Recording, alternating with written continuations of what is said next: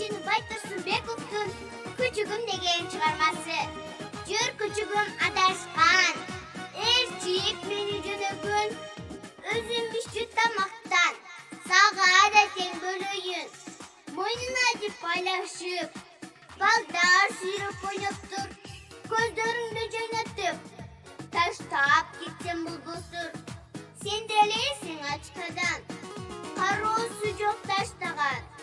Кожоюнун кандай жан, эмдигиче таппаган. Тамак сурап кыңчылдап, турганыңды койгунуң. Көңүл так тынчыбай, жүр күчүгүм болгунуң.